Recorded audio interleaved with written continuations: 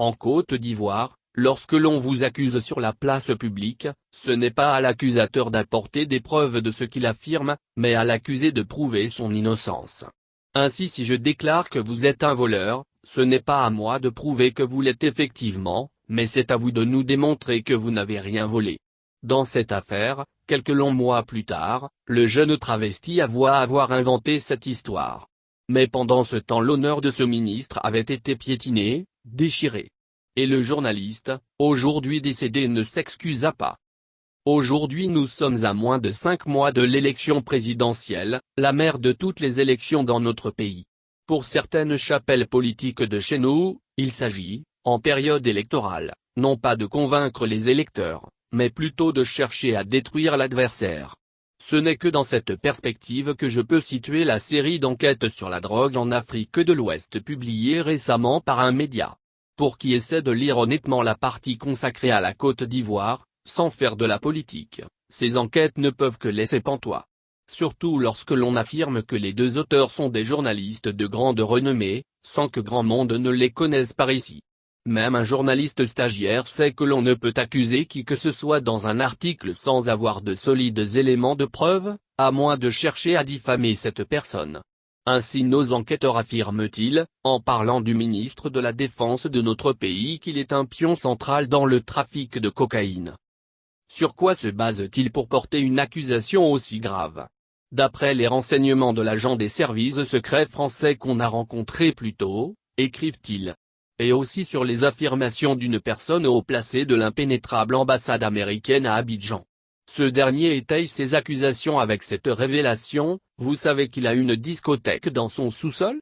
Cela suffit-il pour accuser une telle personnalité d'être un baron du trafic de drogue? Non.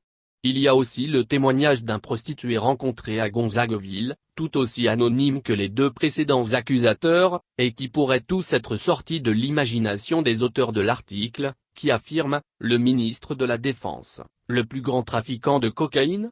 Je le sais. Et tout le monde le sait. C'est tout? Non.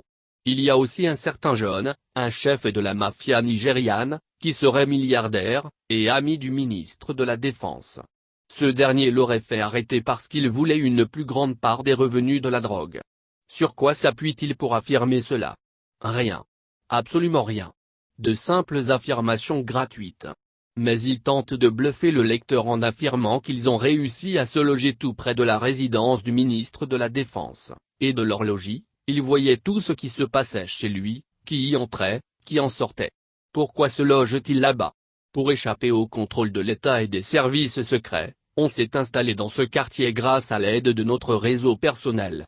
On a obtenu l'autorisation officielle du ministère ivoirien de la communication pour rédiger cette enquête sur la cocaïne. L'État sait ce qu'on fait ici, mais pas encore l'endroit où l'on vit.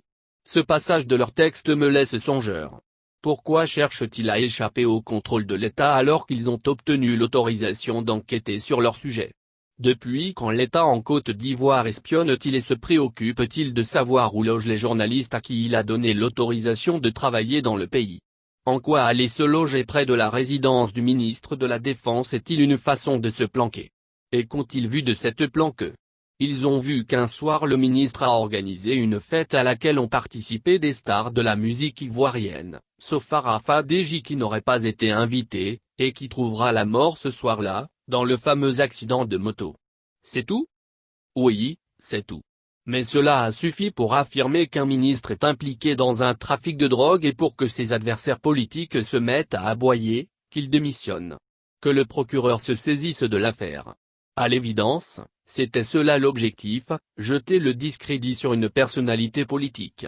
Je suis désolé mais dans un État qui se respecte, on ne se base pas sur une enquête aussi mal ficelée, un aussi grossier montage pour juger qui que ce soit.